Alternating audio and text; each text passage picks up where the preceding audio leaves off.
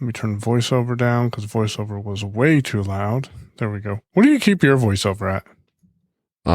It moves depending on what I'm doing. Yeah, mine too. So Right now I like have when it we're at recording, 25. yeah, I bring it down to about 30, 25, 30 when we're recording, because otherwise it'll bleed through.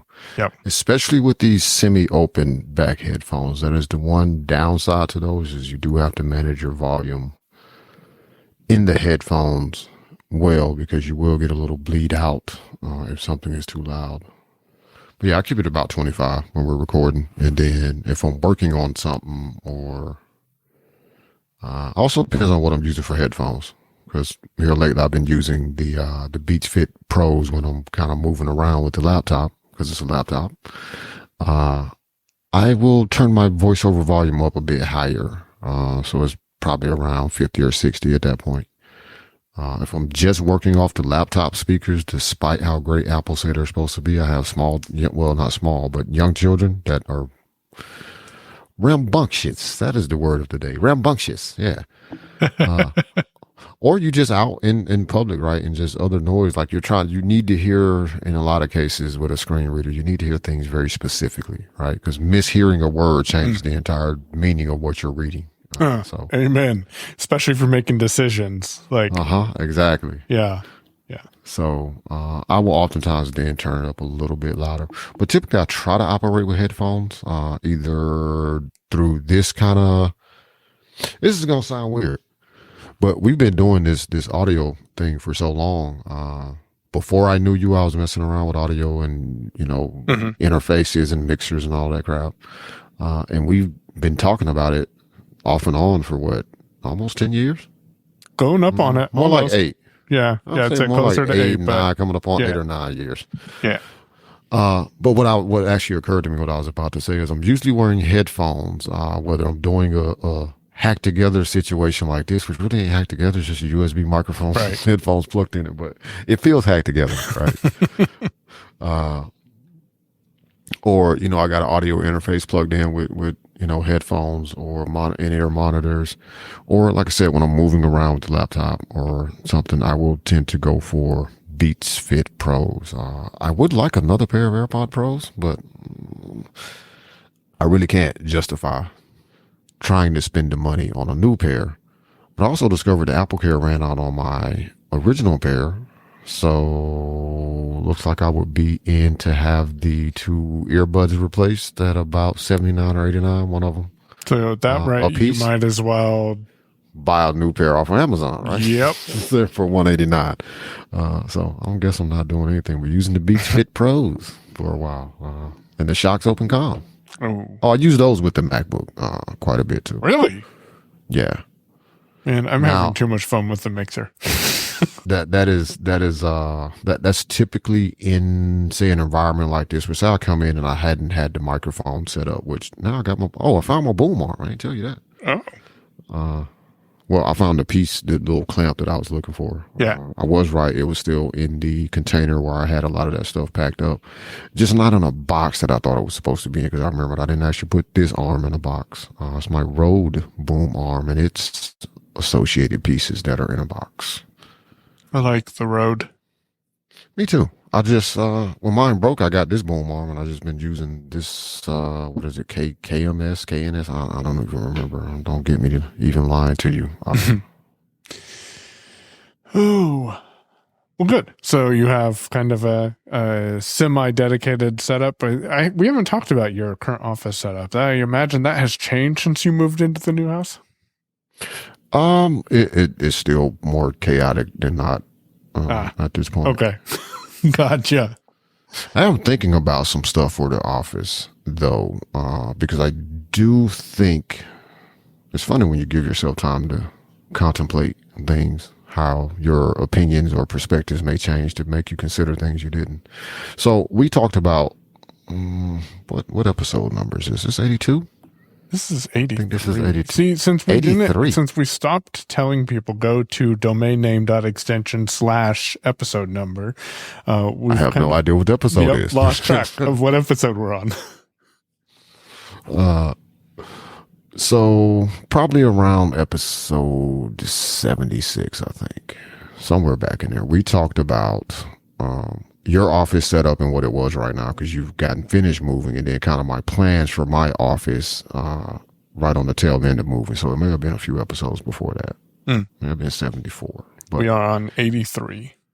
But at any rate, we so my plan was there's a room out that ostensibly I guess it would be a utility room. I don't know, but it's a room and it's spacious enough to put a desk and some paneling up on the wall to kind of kill some sound bouncing around, and have a little small table in there for other things. It's decent office space, right? And considering I want to use the garage as overall storage space for the vending services products, it makes sense to just put the office right there. That completely separates me from the house. Right. I haven't gotten there yet because I still got to do something about a door. Hopefully we'll have some news on that. I don't know if I want to share the news whether or not I buy a door or not, because I really ain't happy about it. So I don't know what I'm going to do. I may tell Mike and we don't mention it on the show at all. But the deal is there. So I was going to do that. Right now I'm in the extra bedroom in the house as an office with some product storage in here. Mostly the snacks are in here. But so it's a little chaotic. Now, my original plan, like I said, was to move my office outside into that room once I don't need it for storage because it has a door on it that locks, and set everything up there. I have since thought about, well, what if I just use that for extended storage and then keep this room back here as an office? I won't have to go worry about cooling the place off or heating the place up for me. But one thing that has occurred to me when it comes to an office setup right now is I've been thinking about, so last week we talked about your new MacBook Pro. I am expecting the imminent arrival of a MacBook Pro. We are now at the M4 MacBook Pros being out. Although depending on when this order was placed and all of that, I still may end up with an M3, which is perfectly fine. I'm not worried about it. But I asked you a question the other day, which is, well, you just recently got your M3 MacBook Pro. Did you have any thoughts of investigating, trading it in to get the M4 since it just came out? And your response to me was, no, I ain't doing nothing. Right. I already set this up and it takes too much. I mean, you didn't say all of that, but that's what was implied by my response to you. But that's what I got from it. It was like, there's not really enough there to make me want to upgrade, to make me need to upgrade. And I just got finished setting this up and I'm actually not even done setting it up, but it's set up more than it's not set up. And who wants to go through that pain in the neck again? Just to be like, oh, I have the M4 now. Yeah, who cares? Yep. I have thought about, depending on the timing of everything, when this MacBook Pro arrives for me, possibly looking at a trade-in for not for M4 MacBook Pro, but an M4 Mac Mini. See, that intrigues me. Like the Mac Mini, now that I am back on the Mac, there's a couple of Hazel projects. I'm hesitating to set up Hazel rules, and I think this comes from my past of resetting the Mac so many times. I'm like, I just don't even want to deal with setting up this automation. But the one Hazel rule that I have tricked me, because one of the Hazel rules that I set up, it's actually the only one, I said, hey, if I have a file call that starts with GMT and ends in .m4a, move this to a Dropbox folder called Zoom Recordings for Projects in Progress. It's the name of that folder. We talked about that rule last week. Yeah, and so I have that shortcut in my downloads, and it moved the file. But I keep thinking that if I had something that maybe was always connected to the internet, or because that was the issue in the past with Hazel, is it would run on either a connected drive or being on a connected to the internet network location. And I keep thinking, well, if I had a Mac that was always running, then I'd be able to rely on Hazel, and then maybe I'd reset it up. But right now I'm happy with what we have. And I've been working in my office and in the living room, which working in the living room is really weird for me, because I just grab the AKGs off the board and then plug them into the MacBook and just use that right there on the living room. Although something's going out in these headphones, and I might have to buy another replacement cable because I had this issue in the past. I don't think it's the headphones. I think it's the cable, and like it'll only come out. You'll come out of the left side unless I move the cable around and wiggle it a little bit, and it seems to work better when it's plugged into the mixer than when it's plugged directly into the computer. But the cables are only like $12 versus the whole headset. So yeah, I'm going to suggest that you do buy a new cable, but I'm going to suggest you get the bungee cable. I have the bungee cable. Ah, I love the bungee cable. It's going under the desk and then into the mixer because I had it plugged in over the mixer because that was the shortest path for it to get there. And then I'm like, why am I doing this? I have a bungee cable. I can run it under the desk and over the back of the mixer and plug it in. So then I don't have to move it out of the way to use the sliders on the mixer. I need to work on some cable management, a very short XLR cable, and I need to stop touching my mic. A very short XLR cable plugged in to channel 1 and then to my microphone. And right now that XLR cable is going across the board. I should plug in a longer cable and like run it down the boom arm and then under the desk or something. So here's the thing, because somebody's listening, like, why don't you just buy a longer cable, right? Like somebody is saying that, right? I have a longer cable right next to me. I'm pretty sure you do. Here's the problem though with XLR, at least from my perspective, right? But I feel like you probably, and a lot of people probably struggle with this particular thing until you're happy, like 100%. And I don't know if you are or not at this moment, but until you're happy with your setup, you tend to work with the cables that will allow you to do what you need to do, especially with XLR. You don't want to go too long because then it's draped too much on the floor. Then it's touching other wires and then you get the ground hum, right? So now you're over there kicking cables like, why ain't you stop making that noise? And then it stops making the noise. And then you realize the next time you need to go up under there to connect the cable or disconnect the cable, like you have made a giant mess. He's been there before. By the way, you kicked this, hard drive plug out of the wall too while you're trying to kick that XLR cable. So yeah, that ain't been getting backed up recently. So there you go. So I get it. Like what I would honestly like to do myself, which is why I'm thinking now about how I actually want to go about setting up office, is buy the cables that are going to be closest to the length I need without being too much, especially with XLR. USB-C, you can coil those up a little bit, but these are things you don't want to do with an XLR cable or, any cable that's going to put stress on it, or create weird ground hum loops that just go, But, the Mac Mini, man. Yeah. The Mac Mini for me is, I'm thinking about it because I currently have the use of a laptop in the MacBook Air. I sometimes will take the MacBook Air along with me when going out to run the route or in different situations because hey, I can get some work done while I'm moving along or something. Hotspot to the phone, which works most of the time, and I should get some stuff done sometimes, but it's like, oh, well, if I can travel with a laptop that's light, because there's very rarely going to be the occasion I'm going to have to travel, and I'll take a MacBook Air with me, and it's not going to be enough computer for the thing I need to do.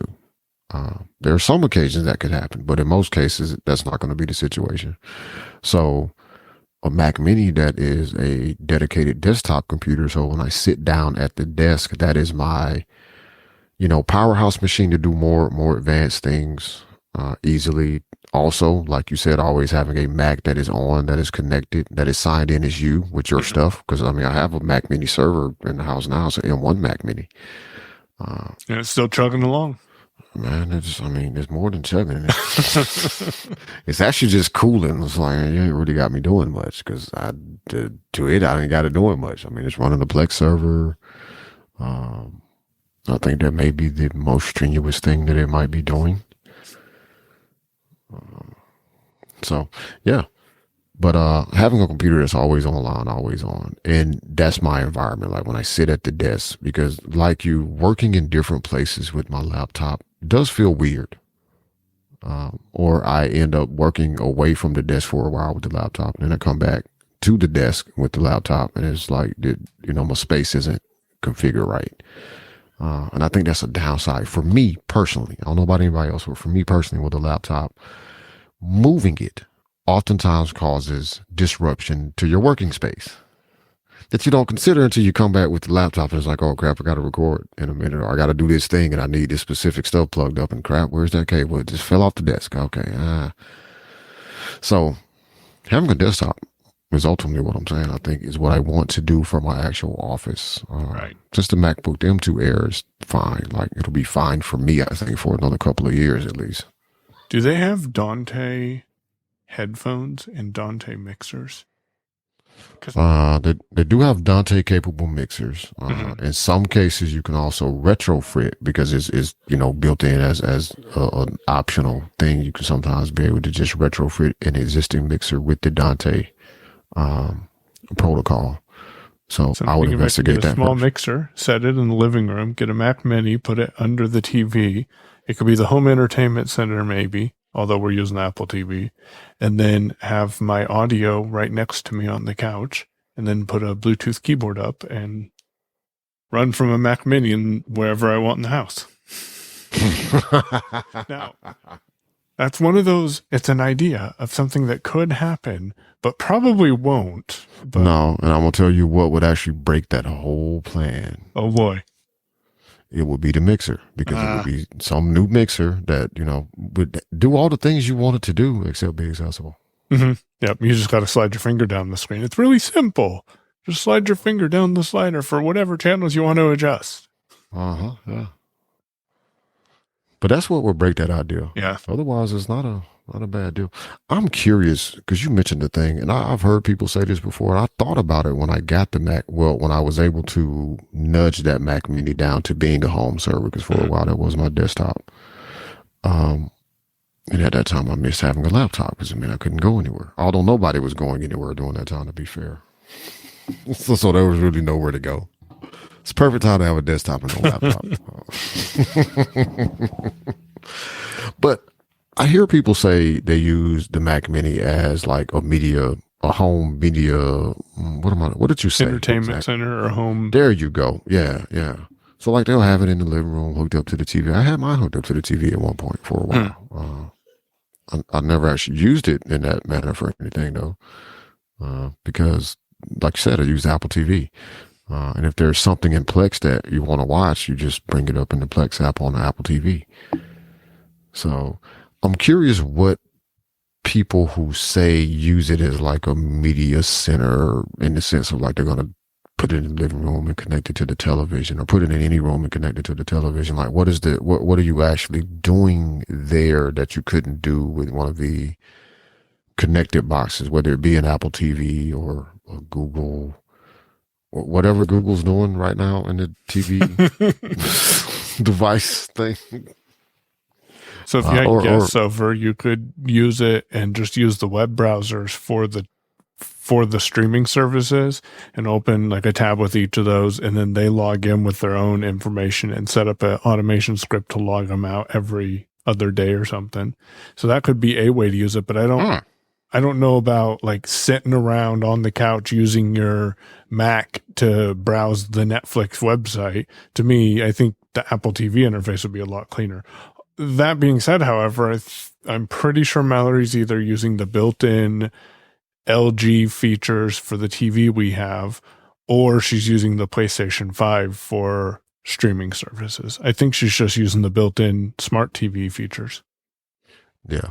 But that's the thing. There's so many different devices that would stream. Like what would the Mac Mini bring to the table at this point? Now, as a Plex server, but it doesn't have to be in the living room. You just needed to be operating, so as a Plex server, or as a channels DVR, if you're using that, that works great. Something like that. What I need to do is sit down and kind of figure out the best means of making mine kind of internet, making it a NAS, like not turning wiping it and making it just a NAS OS, but just like using features of Mac OS or an app for Mac OS that will expose features to make it a NAS, in the sense of I can say, hey, I want to share this volume on the network, and that's viewable in an easy way. I don't want to be trying to type in, IP addresses or something like that to get to the connection. But mine right now really is just running. It does run a few scripts, some of which are regarding to Plex. So, updating the books in the books folder. I don't really have a lot of actual visual media in Plex, mostly because everything's going to streaming. So, personally, I don't know any other way to get it. So we talked about you putting up some soundproofing or dampening stuff in a room, potentially in the future. I was Mike is looking at the transcript of the show. No, actually not. That wouldn't surprise me though if we can get real-time transcripts of the show. And then I bet you were looking at the transcript of the older episode where we were talking about the offices. Oh no! I was referencing back to what we were just talking about. I thought you were talking about me looking at the live transcript of the show, and I'm like, no, I'm not doing that. Oh yeah, I did just say that. Yeah, so I was talking about putting up sound dampening, and you were going to say you were talking to Doug, because any great conversation starts with that sentence, right? I was talking to Doug, and he asked me how I put the. Well, he first asked, "Do you have noise dampening panels on your walls?" I'm like, "Yeah, the best." The best way to describe it is I have the innards of a couch cushion on my wall that are shaped like a waffle chip, like a big waffle fry. So it's got deep crevices and it goes in and out, and those are stapled to my wall. To the left of me and behind me are all of those, and they go from the floor up. Doug brought up a point that I guess maybe I should have thought about, but I didn't consider it. And so I did what I did the way that I did it because that's what I thought would be best. And honestly, that's what looked good on video. But he suggested going from the top corners down because the noise naturally is going to rise and bounce off of the corners of the room that you're in and come back to you. So doing it towards the bottom of your wall really isn't having as much effect as if you would have worked your way down. So when you're putting this together, consider that and think about how the sound travels around the room you're in. And that's something I know nothing about, but I'm paying more attention to. So one thing I'm going to do is, and this is not the best material to use, I realize that, but I already have it and it's just here doing nothing. So I'm going to cut up what is this thing called? A mattress topper. That's your mattress topper. I don't know if I ever mentioned this on the show. No, I don't think I did because I wasn't actually supposed to be doing what I was doing. And I knew people down there listen to the show, so I didn't want to just give it away. It's one of those things where people knew it, but you just couldn't come out and acknowledge and be like, yeah, so this is what I did. Anyway, it was a king size mattress topper I bought while I was at Gentry. Because what I did is took the two beds that were in the room that I was in since I didn't have a roommate, and I managed not to have to get a roommate at any point. It made me a king size bed. So needed a mattress topper. Obviously, I wasn't going to buy a whole king size mattress. So I bought a mattress topper to put on there. And my idea was, well, I could also use this once I go back home because I have a king size bed at home. And it was too much. Because I bought it so thick for there because of the crappy mattresses. It was just too much for the mattress that we have now. Because we have one of those, I want to say it's a hybrid foam, memory foam, something, another mattress. Anyway, you got to rotate the thing every month, and it's irritating and also super difficult to move. It's one of those that I think if you buy one from Amazon and they ship it to you and you decide you don't want it and you want to return it, they just tell you like dispose of it because they don't want to come back to get it. We ain't gonna deal with that. But so that mattress topper is just sitting here doing nothing. Basically being in the way right now at the moment.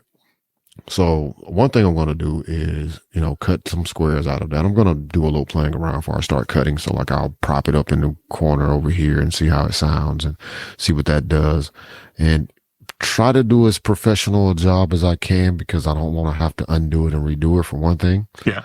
And do some measuring of lengths and things like that. Not just randomly take a box cutter to it or something and just start slicing all pieces. What do you mean plan ahead? What does that mean? I don't understand that concept. So this is the process where you think about and develop a strategy for the thing that you're going to do so that you don't do the thing and then realize, oh, I should have done it this way. Yeah. After it's been that way for a month and you're like, I really don't feel like pulling this back down though. I don't feel like changing it. So we've talked about a change to the tip jar platform for technically working. I've talked about on Unmute how I'm enjoying using Memberful. But for Bits, they've implemented Paid Memberships Pro. And they are doing the paid version of Paid Memberships Pro. But there is the free version as well. So when you thought about rebuilding the membership platform, or not membership, the tip jar platform, was that where your mind was going? Was a tool such as that, or members, or a different tool, or where were you thinking? So I was thinking of partially because I built something close to this, not as featured as I wanted this to be and with the capabilities because it wasn't necessary, but also I thought it would be a fun project for us to work on that would require some programming, but not a ton. I was thinking of WordPress with members, some Gravity forms, and Stripe. Okay, I see. So building out the membership levels in members, and then using Gravity Forms to allow people to sign up, and then using Stripe to process the payments. Yep. Okay. And using the facilities thereof so that, if you canceled your membership, you were automatically removed from the level, things like that. Yeah. Now I wonder, what is the time? Like, where is it? Because I see what you're saying, and that makes sense in how to put it together. Wouldn't it be too difficult? But I'm wondering at what point in that type of project do you pick the Paid Memberships Pro add-on or tool versus building it yourself? And I bring that up because the other day I was talking about how I'm going to have to probably go reinstall some incredible PBX software on a server to start experimenting and putting together some phone systems, because I have one put up that does the job. It's not as pretty as I'd like it to be, but it does the job. It serves the content to the people calling the number. And that works well. I'm using OpenAI's API and the Voices application right now on the Mac to convert the content to audio, and then I take that audio, I combine it in Reaper, and then I render a WAV file. I then go into VoIP.ms, and I remember that you can go to /m/recordings.php. Otherwise, the menu is kind of a pain to mess with. And then when I go to the recordings page, I just replace the recording for the option that people pick in the IVR. And that's working fine, but now another organization wants me to build out a phone system for them, which I have no problem with doing, but I'm realizing is VoIP.ms the best platform to build that on and hack it together so it's the way that I want it to be, or should I just go set up an incredible PBX server? I did ponder for about 20 seconds the Rent PBX service, but last time I checked, their PBXs start at like $18 a month, and I'm pretty sure I can roll my own incredible PBX for $10 a month. So yeah, I don't know. I don't have the answer unless you have time to tinker, and sometimes you don't. Yeah, and oftentimes that's the trade-off you have to make is the cost of paying for something to be done. Also, for me, a lot of times there's that what comes down to considerations like that. For me, your question's a good one because there may have been a point where we started working on this, like, well, hey, we could just use MemberPress or Paid Memberships Pro or whatever tool that exists to already make this work. we could have used Memberful. There's several different options, and I hadn't gotten to exploring an option necessarily directly, except I think Memberful was off the table for me, at least beginning, because they did away with their free plan. And while I appreciate every last one of our tip jar supporters, we ain't got enough to offset the cost of Memberful. No. Uh, And they still take processing fees. right. And also, I am highly offended by their fee structure. Highly offended by their fee structure. So which oftentimes transparent and give people a representation. So with Unmute, we pay $50 a month. I think it's like 49 and some change, but we'll round it up to $50 a month. On the $3 membership, after the fees, we get $1.92. So that adds up real fast. Yeah. You're going to pay the fees. It's just their fees are outrageous on top of what Stripe is already going to charge anyway. Now, there's a period that Mike will remember very well, and if you go back and listen to the DM series, you could. Well, I'm not gonna suggest you really go back and do that. If you've been following us since the DM series became the show that it ended up being, you've heard me talk about this, which is the absolute. And look, it didn't take me as much time to build this versus ongoing recurring paying the subscription fee for a service. Or paying the fees associated with the service. My time sometimes is better spent to build the thing myself. It enhances my ability to build things. It gives me a new challenge. And if it works, hey, I solved the problem, and it's solved in an elegant, I don't want to, it's not going to be a hacky way. Like, I don't want to run anything hacky out there, but there's a time in my career as a technology consultant / WordPress builder where that was my approach. It's like, oh wait, Memberful was going to charge this amount for the transaction fees. Well, I can put this together with Stripe and a few plugins and maybe a little bit of custom code here and there, and all we're paying is just the transaction fees to Stripe. And it'll just take me a little bit longer to do that than it would take to just plug in this drop in this already existing solution. But over the long term, that upfront time investment would save me a whole lot of money, or save whomever, a whole lot of money. Because eventually you're going to get a little irritated with those fees. But then now you're too far down the street to be like, well, I want to back up and I can build this thing because now I know how to build this thing. It's like, yeah, but then you got to do all the transferring.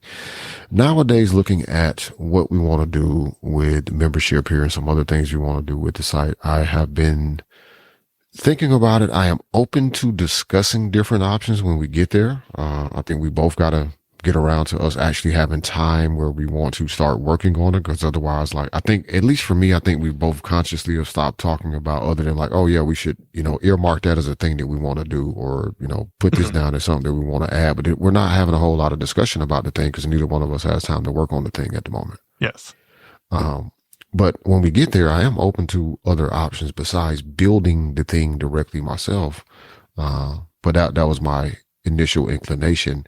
One, because when it first came up, I was like, I really need to get back into building something because I hadn't done it in forever. Mm-hmm. And I knew it was going to be more months at the time than I think we were originally discussed this before I would have time to even try to start building a thing. But also I just think it would be cool to build a thing, using a few plugins that I don't think you're familiar with, but I think work very well. There's a memberships add-on from Code Canyon for Gravity Forms that kind of helps you mimic or build out a system similar to some of the features of like Paid Memberships Pro or MemberPress, which is another paid membership plugin out there. They're only paid though. They don't even have a free option, really. Yeah. So, well, check out what they've done with JoinBits. If you go to joinbits.org, you can log in. Taylor and Lauren do have that magic link plugin. So you just punch in your email address that should be with Bits, and then it sends you a link that expires in 5 minutes. And yeah, I gifted a membership to Bits, and that process was pretty straightforward. And Jeff and Taylor and Michael and Lauren were up to feedback on the process. But I see a lot of the forms that I fill out, and my mind goes to, how could I build this with Gravity Forms? And it's the time thing. And I guess kind of trying to figure out what it is that we want to actually do with this site as well, aside from just having a repository of all the content. Yeah. The other side sometimes to that time conversation too is it might be easier for me to build a thing in Gravity Forms because I'm more familiar with that than having to learn another plugin, right? That's also a part of that trade-off conversation. I feel it's a trade-off with a lot of things. Like you have to think about how much time am I going to invest learning a new way of doing a thing or learning this new system in order to do this thing versus putting in maybe less time to do a thing that I kind of already know how to do. I just need to tailor it for this specific circumstance, right? Like I'm kind of up in the air right now I'm tracking inventory. I'm doing my best to track inventory in a spreadsheet. I do not like it. I just want to be clear about it. I was going to say, how is that making you feel? This is not a fun thing. Mike knows I don't really like spreadsheets. Not at all.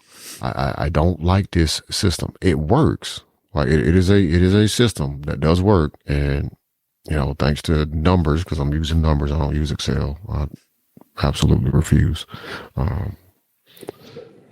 I won't say absolutely refuse. That's more PowerPoint. I absolutely refuse to use. But anyway, using numbers and using spreadsheets, I don't like it.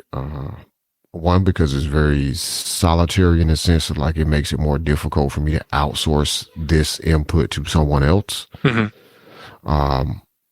One, because it is a spreadsheet, and I don't exactly trust as much the recovery features, like the undo.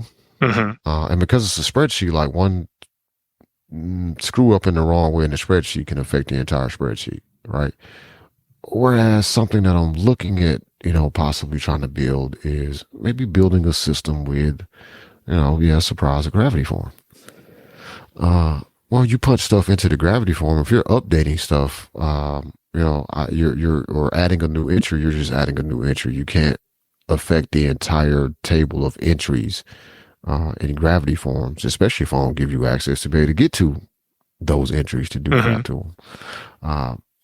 But also, then it allows me to hook into other systems with the API to pull in other data that I can't do or don't. I'll put it to you this one. I'll say can't be done, but I don't know how to do with a spreadsheet that is on my computer. Now, if I was using Office 365 and Excel, there probably would be some fairly easy ways to do this, but I'm using numbers in iCloud.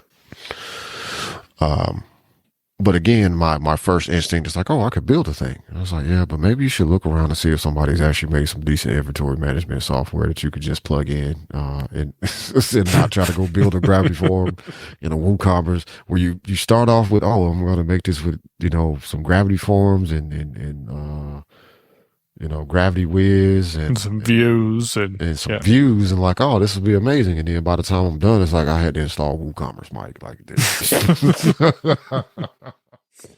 And then again, you're responsible for maintaining it and making sure everything's up to date and things don't break. And yeah. And I've been very painstakingly going through a lot of stuff I had set up before that was supposed to help me stay more on top of that in an automated way. Sometimes crap breaks. But yeah, so there's and legitimately there could be a solution out there, just like what Bits wanted to accomplish, they accomplished, which is one, I've been a big proponent of this for years, and it took me a while to kind of let it go to the extent that I have let it go now, which is if you have a website and you're doing business and taking transactions and stuff on your website, I personally feel like it is better to keep people on your website because that way you can control the experience that they're having. If you have to bounce them out to PayPal or even now bounce them out to a Stripe checkout page, which is what a lot of people do now, including me, I've built sites for people to do this. Ask Mike how long it took me to get over it though.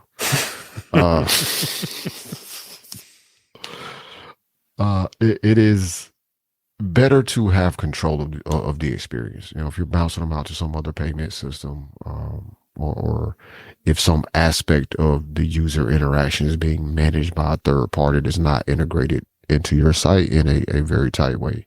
You don't get to control all of the experience there. And I think that's primarily what Bits was going for, was just being able to control the user experience and have everything kind of stay there. Also for data, protection reasons. I know exactly where your data is going and where it's not going, because I either turned on something or I did not turn on something. For example, I may have turned on this thing with Stripe so they can get your data. Well, I know who Stripe shares your data with. Yep. I don't have to say, oh, your data could be shared with this company and this company, and then you need to go read that company's terms and conditions of what they're doing with your data. And why am I giving you your data? Oh, well, because they handled this aspect of your website, or that aspect of your interaction with us. But I do think controlling that experience is important. However, oftentimes it's easier to go with a solution that was designed for what you're trying to accomplish, because they're going to foresee all of the issues that you don't see, or they have solved those problems already. Example being, do I want to operate my accounting out of a spreadsheet? Do I want to build a Gravity form, or do I just want to pay QuickBooks? Right now, this is not really a conversation I had to have with myself. It's like, I'll just pay QuickBooks. Like, this is not a conversation, but just an example of something that I may have weighed out years ago and been like, well, I could probably build a thing that does a thing.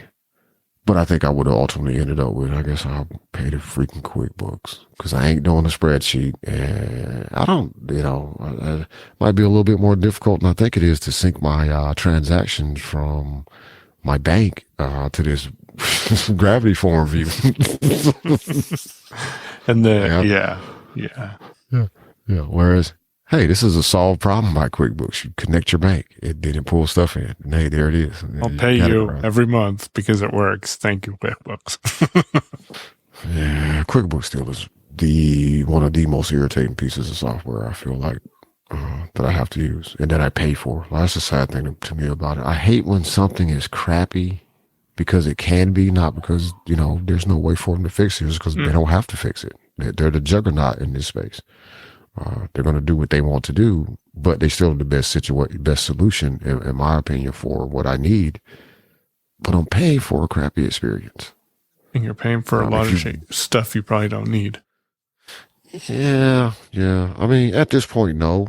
But it's only because I went up under Bookkeeper with their access to a kind of more accounting-only plan. So, one, it cuts out a bunch of features I don't need. There are some features I kind of wish were there, but I don't necessarily know at this point if I'm going to 100% need those or not. I could upgrade to a bigger plan if I needed to. But for the sake of keeping costs down, I'm just doing it the way I'm doing it right now. But I QuickBooks is one of those where, to me at least, and having looked at some of the other, accounting software out there, it worked. And more importantly for me, without throwing Zapier in the mix, it connects to other systems that I am using or will use at some point, to make that data portability a lot easier. And I'm not having to involve yet another third party. It's like, nope, you integrate this thing with that thing.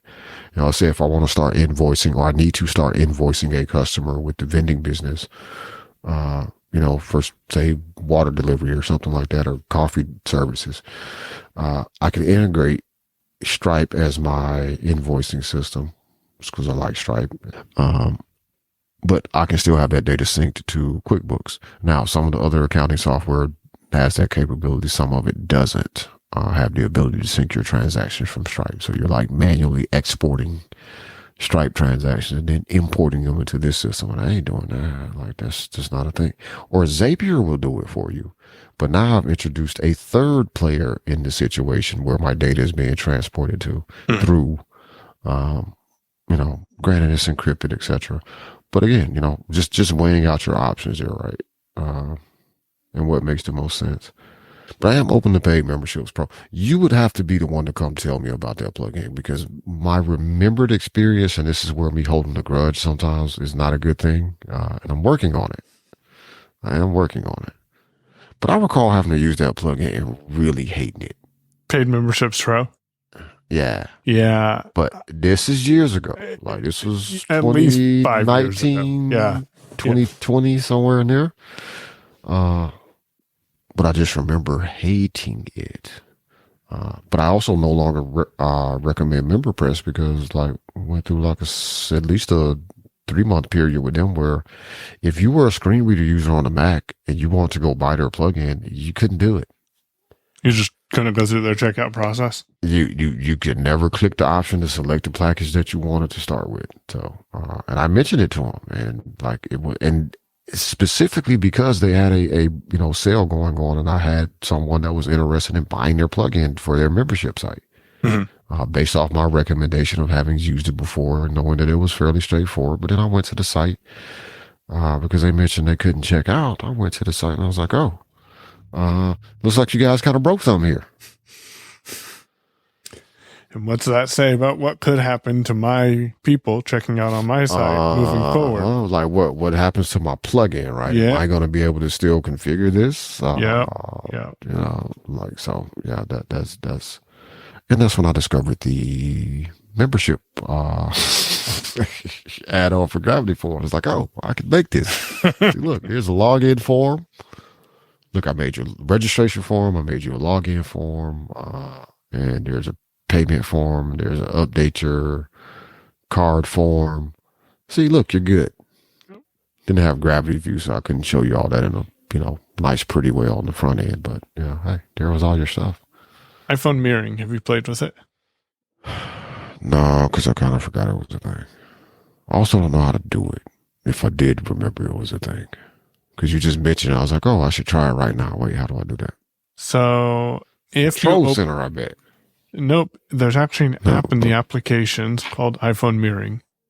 And if you open that, it walks you through the process. You have to have Bluetooth on and your phone nearby. And it means nearby. Like your phone can't be in the next room. And when you open iPhone Mirroring, it puts you right on your iPhone. And I can use VO right arrow. And like it said connection paused here. So when I clicked that, it said connecting to iPhone 14 Pro Max. And now I'm just able to VO right arrow, and I see on the top, you have home screen and app switcher are 2 buttons. And then now if I keep going over, I'm in my email. It shows me my WhatsApp and then Zoom, and I can go through my apps here, and it's using my voiceover voice on Mac OS, not iOS. And then if I go here and I do VO space on something, like my messages, that opens it up. And then you cannot do VOH because that takes you to the voiceover help menu, which makes sense when you're on Mac OS. So what I do is VO home, and then that says home screen, so I can press VO space on that, and it takes me back to the home screen. One thing about this is you can't use your phone and use iPhone, what is this called? iPhone mirroring at the same time. It's either you're using iPhone mirroring and your phone says that your phone is being remote controlled or something. I forget exactly the terminology. I could look at my phone right now. But if you're on your phone, it will say when you open iPhone mirroring on the Mac that this phone is in use and you can't use it. Okay. It kind of locks up my phone when I have it activated. There's the click. Yeah, my phone's kind of locked up. So I wouldn't say it's, all the way there, but it's really interesting. You can't apparently switch pages. Granted, I only have one page of apps, and then I'm using the app library for the rest of my apps. You can press VO space on the page switcher to open Spotlight, and then you can type things like Mona and then hit enter, and that opens Mona. Interesting. Yeah. Oh, yeah. And it gives you all of your iPhone notifications in Mac OS, which. So you look. Go ahead and finish. I was going to say, which may or may not be for you. The other thing is I have VoiceOver set to grouping. It's not flat. So I don't know if that impacts this experience. But for example, I just opened Mona. And if you go to the very bottom, you hear tab bar. And you would think that you would interact with the tab bar to get to the list of tabs that you can press VO space on. However, at this time, when you interact with it, it says in tab bar, content is empty. So I think there's some issue, and I'm not actually able to interact with home, which should have my home timeline for Mona right now. It says interact with, or in home content is empty. So it's getting there. It's not fully there. Does this happen in the mail app? It does not, I don't think. I'm going to go up here and hit home screen. And then there's my weather widget. So it gives you your widgets. I'm going to hit VO space on 0 unread emails because I turned off that little badge. I don't really have 0 unread emails. And it put me in my list of messages, and I can navigate through these messages. But if I stop interacting. And then go to the toolbar down there and interact, does it let you move through that as well? No, it says in toolbar content is empty at the bottom. Okay. So yeah, that is a glitch there. The reason I wanted you to check mail, because that's Apple's app, and I was wondering if the reason it wasn't showing things to you in Mona was either just a bug in the way it works, or if it was because Mona was doing something a little bit more custom for his rendering. I mean, he's done the work to make it accessible with VoiceOver, so you wouldn't know if he was or wasn't. But I've seen apps that have done like very custom interface things, and they just, the developers is just a great developer, so they do the work to make it work as well with VoiceOver as it would if they just used all of the standard controls from Apple. But sounds like it's a bug, because Apple's toolbar definitely has stuff in it, like a compose button. Hold on 1 sec. I'm getting a phone call. And I can't see who's calling me because my phone's not responding. Hold on, does it say on the Mac? Nope, it just left me. I hate FaceTime on the Mac. Just saying. Anyways. I do everything I can to actively disable FaceTime on the Mac. It's not an app I even use at all. I do everything I possibly can to discourage it from ever even ringing. Like, I don't want it to ring. Nope, you can't forward calls to my computer. Don't do any of that. Leave it alone. Because it never works the way that you think it's going to work. And if you do manage to answer the call sometimes, I remember that being a thing the last time I tried to use it, it would keep the little call. What the hell have they done to Notification Center, man? On the Mac? Yes. Yeah, it's broken.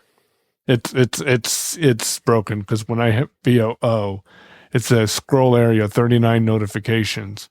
If I hit VO space on that, I don't even know where my focus went. It's reading 2 notifications, and then it just read me a message from last week. So I don't understand it. Like, literally, I'm. Yeah, it's just all out of order, and like navigation doesn't always work the way that you expect it to. I didn't like it in the previous, in macOS 14, but it was a lot more usable to me in macOS 14 than it is in 15. Are you using the AI features in 15? Probably not. Okay. Because I wonder, I don't even know that I have. That was part of the issue, but if you're not using it, then it must just be notifications in macOS. No, I don't think I have. So if you go to system settings, where is it? I know it's in here. What the hell is AM's follow-up extension? I don't want to buy Apple Care Plus right now, Apple. I'm just trying to go through my settings. I will give you money for Apple Care Plus. I promise. Just not right now. And see, it's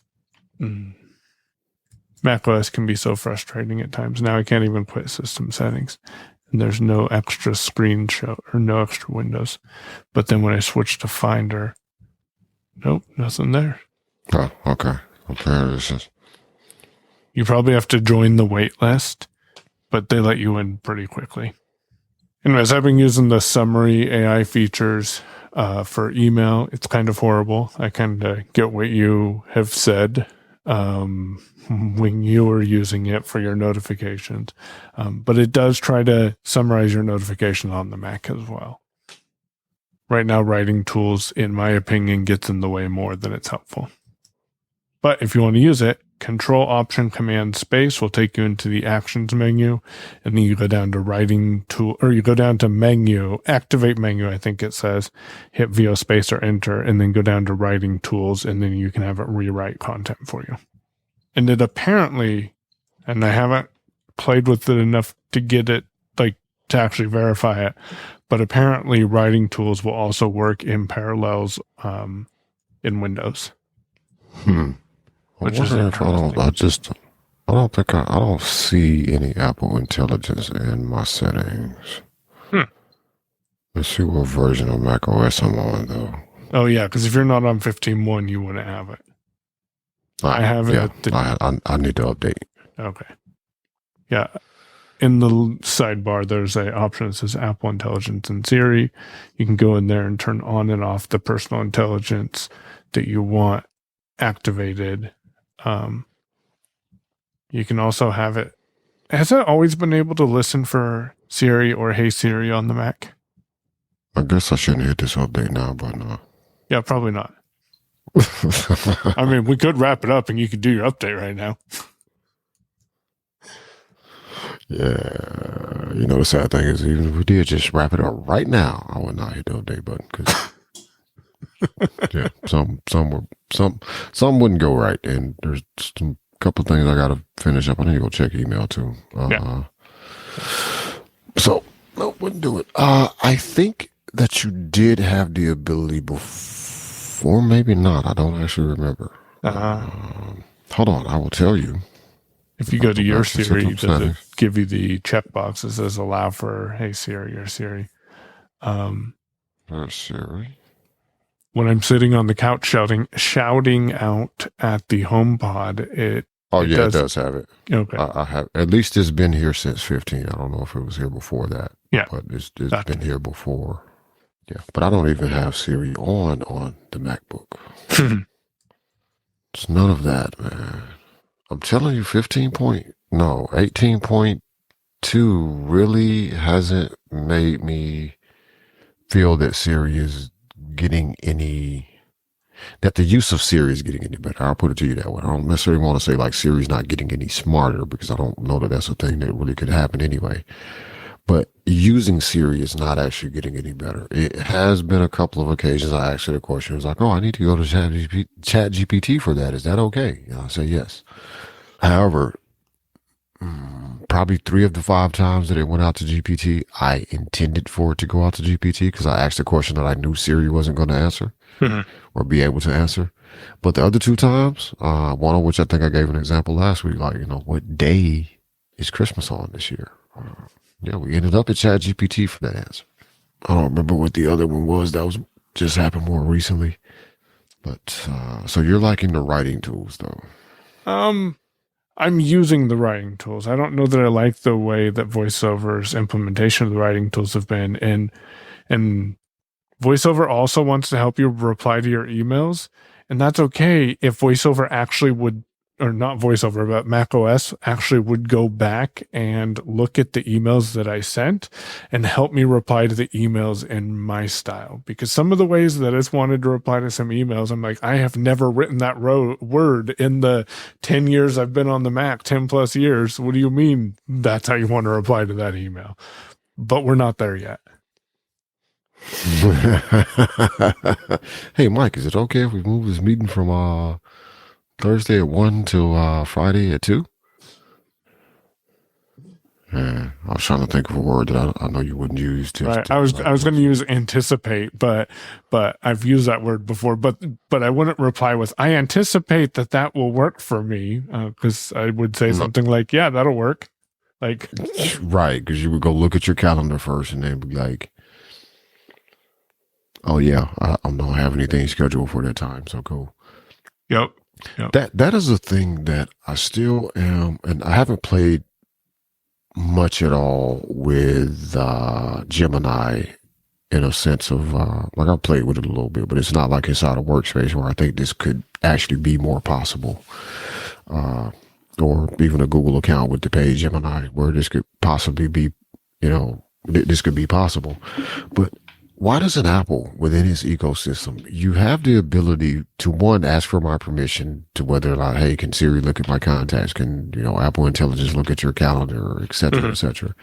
Why can't, if you're going to suggest a reply to an email like that in this example, or even a text message, like I text you like, hey, Mike, is it okay if we record tomorrow instead of today?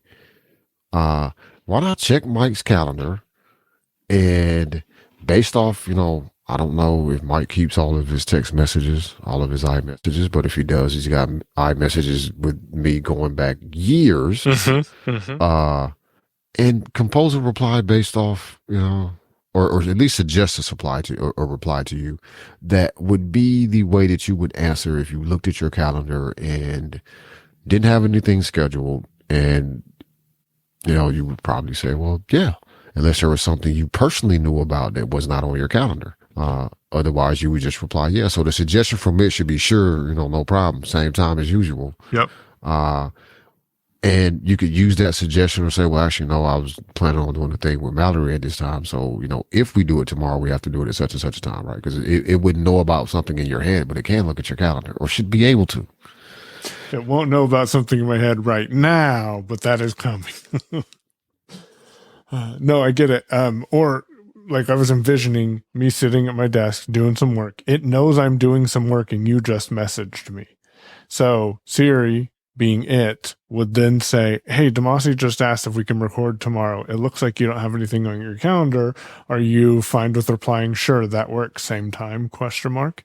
And then you say yes or send it or something, and that replies. And I think that's where we'll get to Siri with Siri. At least I'm hopeful that that's where we get. But I don't think Apple's comfortable with.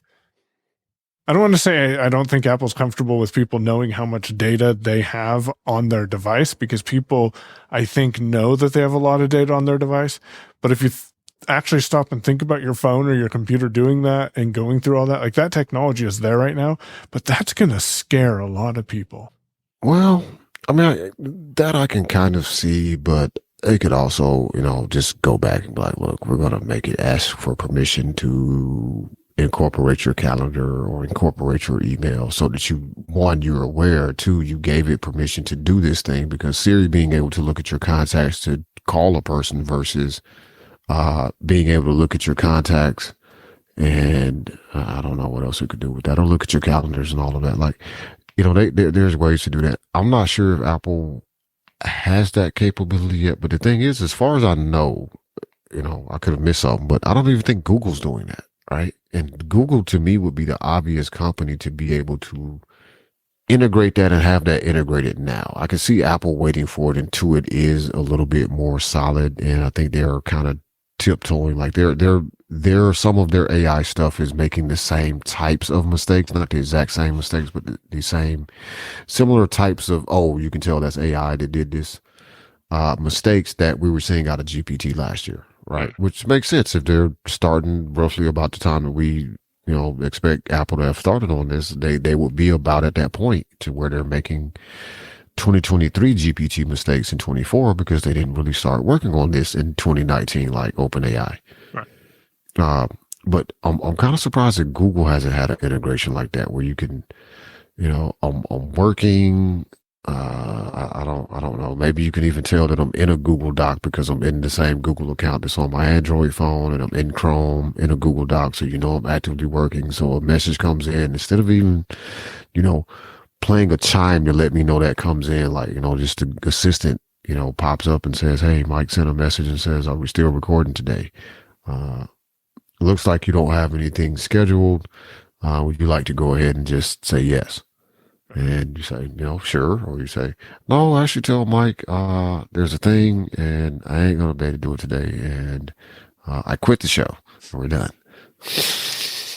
But tell it to him in a friendly tone. But now say that in a friendly way. Yeah. But I would think Google would be the company that would, one, have this capability because of all of the data they have on you on your Google account. Two, we still use Google services. And three, if you're on a Pixel, like, this could be a selling feature for people really having a high power personal assistant, and only on Pixel, right? Or only on Pixel and Chromebook. So, if you got a Pixel tablet, a Pixel phone, or a Pixel phone and a Chromebook and a Pixel Watch. Google streaming box, whatever they're doing now, because I They forget. call it the Pixel Stream. Yeah, they should have made that, but that's not what they made. They called it Google TV, Right. something Yeah. another. But I would have thought we would have seen something like this from Google, like heading in that direction, and I don't kind of get that sense that they're even really there yet. And also, Google would be the company to put it out when it was halfway working and kind of broken, and they would just continue iterating on it because that's more the way that they operate than Apple. Right. I think this year may really mark the first time that Apple has basically baited a bunch of stuff. Like they've Googled a lot of products this year, and a lot being a lot for Apple, right? So Apple Vision Pro, like in my opinion, that is Google Glass territory where like it has this ridiculous price because we really don't have enough. We don't want to make enough to sell massively to the public, and it's really designed for developers to get their hands on it, use it out in the world, and enthusiasts to get their hands on it, use it out in the world, and give us feedback. But it's not meant to be a general public device. We're just selling it because that's the easiest way for us to get it to the people that may want to buy it, that would be able to help us, whether they're developing something or they're just enthusiastic users that are going to provide a lot of feedback about it. I think that's the Vision Pro this year. I think that was Google Glass 10 years ago. Apple Intelligence is another thing. Like all these Apple Intelligence, I mean, they got Snoop Dogg doing an Apple Intelligence commercial with T-Mobile. Like it's weird. And most of the stuff that they're talking about and that they've shown isn't here yet. Like it doesn't work. It's not functional. It does not exist. On any operating system now. I mean, it wasn't on the phones when they came out. It didn't all show up with 18.1. It's not even going to show up with 18.2. But they're pushing the Apple Intelligence stuff so hard. But to me, that's still like a huge beta-ish. That's a Google way of doing something. Like, oh yeah, here's you can now use Gemini as your assistant instead of the Google Assistant on your Pixel phone. Yeah, that wasn't broken in no kind of ways at all. Hey, gee, what's on my calendar? I'm sorry, I don't have the ability to look at your calendar, but they wanted me to make you the default assistant. Yeah, that's great. That makes a lot of sense. Switch back to the old or I one can that's look been at your here for calendar years. on this device, but if you want to rely on me being able to look at it on all of your devices, think again. Yeah, let me switch back to the original assistant that's kind of been around for the past 4 or 5 years. Hey, gee, what's on my calendar tomorrow? Oh, you have an appointment at blah, blah, blah, and blah, blah, blah, and blah, blah. Also, I've noticed that you've canceled this one appointment twice now. Would you just like to cancel it altogether? Yeah. But it would be nice if we were there. I still think a lot of the AI stuff or large language models, a lot of what's out there is still hyped, and I think in a lot of ways overhyped, just because what people want to do with this stuff is, I don't really know how to articulate it.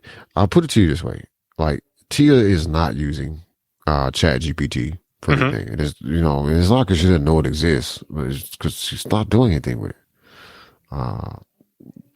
And I'm pretty sure because she reads the news and all of that, like, she's aware, she watches TikTok videos and all of that, Facebook reels. She's can't be ignorant to the fact that like GPT is a thing and DALL-E or any of the image creation tools out there are a thing, right? But it's not something she's pursuing.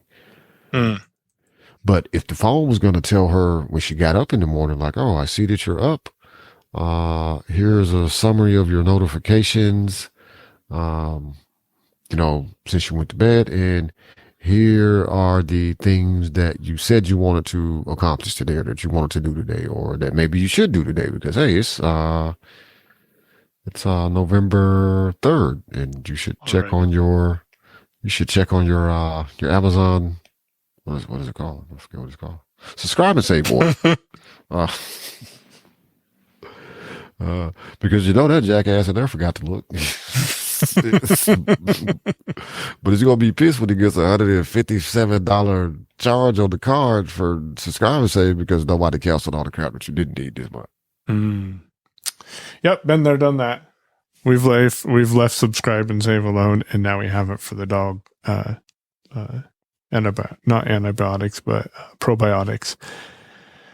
Just because it's easier. But here's the thing that I think I've discovered with subscribe and save is just don't fall for it. Because I used to do this and I stopped doing it, which was, I'm going to make sure I try to get all the, maximum items so I can get 15% off on this product and 10 off on just that, 5 off on those two things. No, just get the things you need and keep those things on the rotation that you need them on. And if you need more stuff, you add it when you need to add it. Yep. Otherwise, screw it.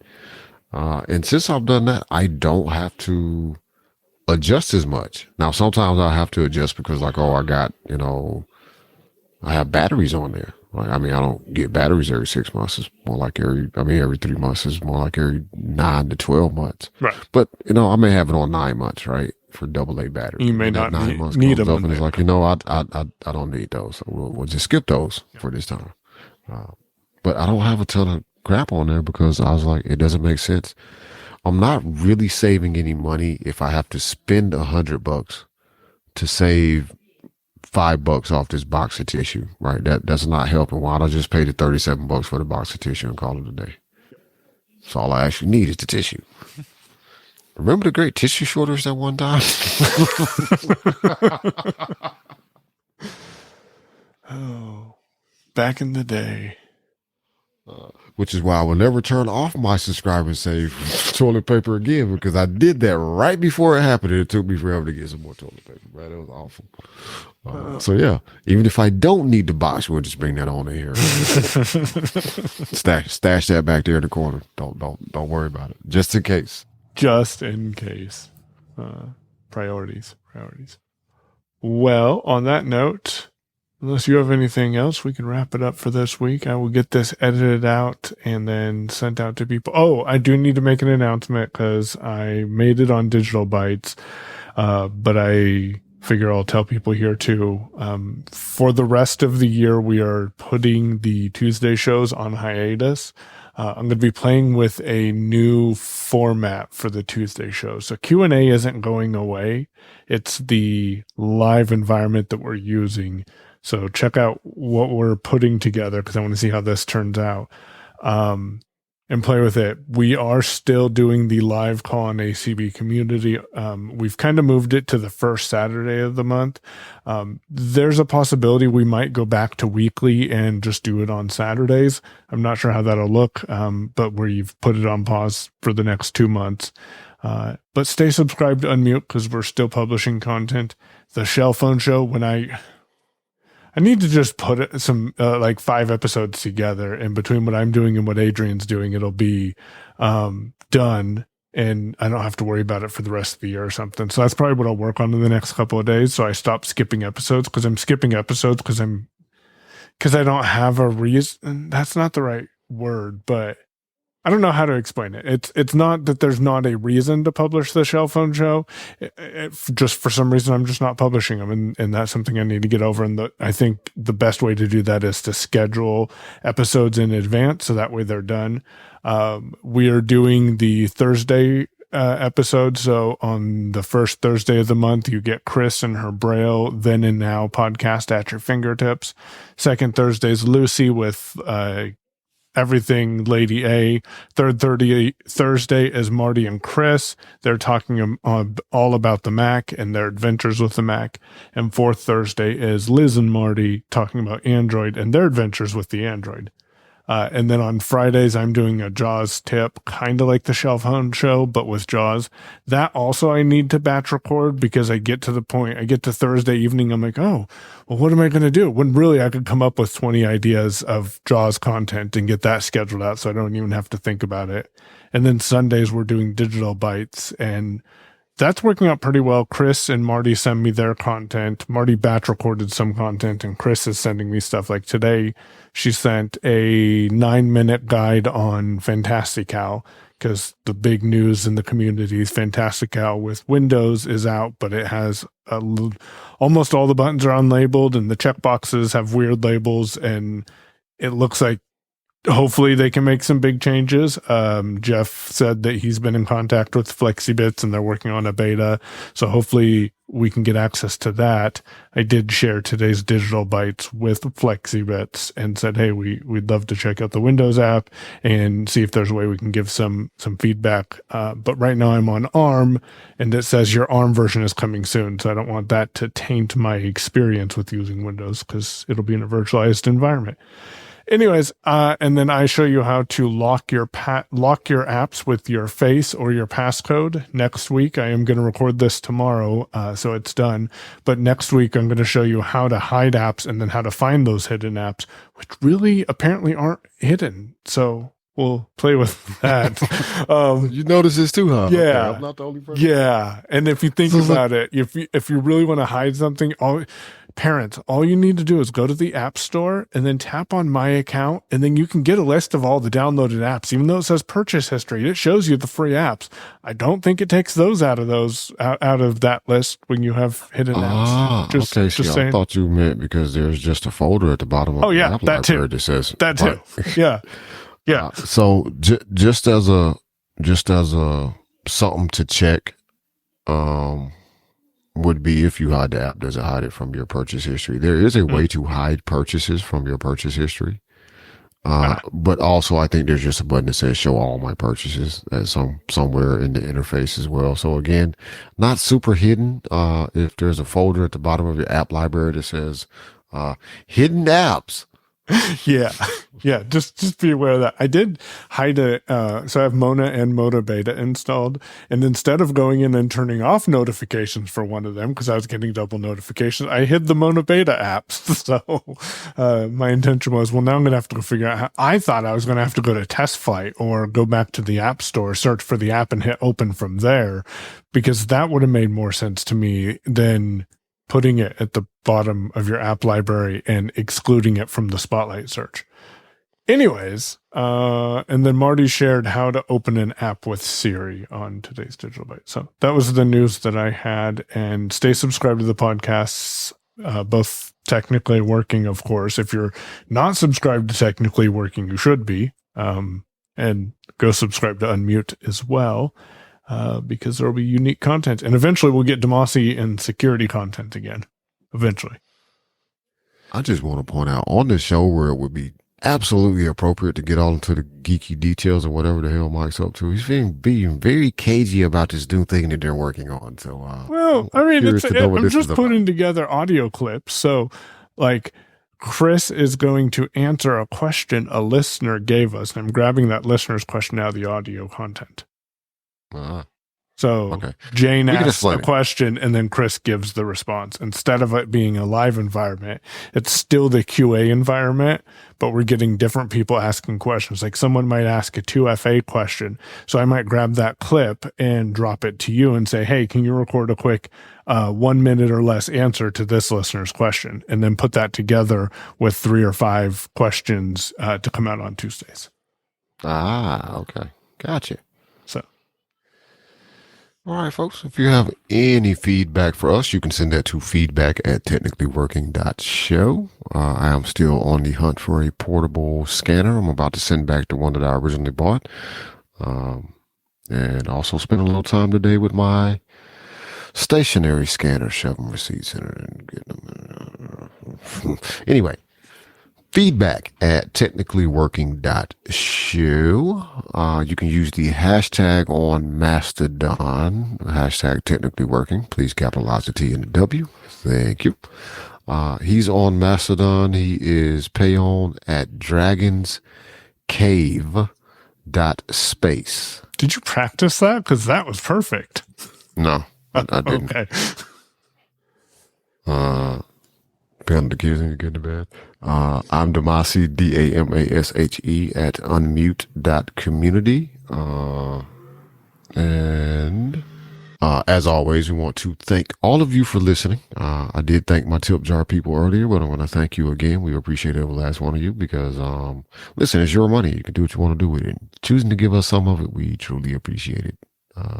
Stay tuned. We will start dropping some more content, I think, here in a bit. That will be bonus content for you all. I think Mike has thrown some bonus stuff out there anyway, but thanks to all of you. Again, thanks everybody for listening. If you know someone that you think may enjoy the show, please share it with them. And as we mentioned, reach out if you have questions, suggestions, tips, any of that. Input on the membership thingy, what you want in a membership for tipping, that type of stuff.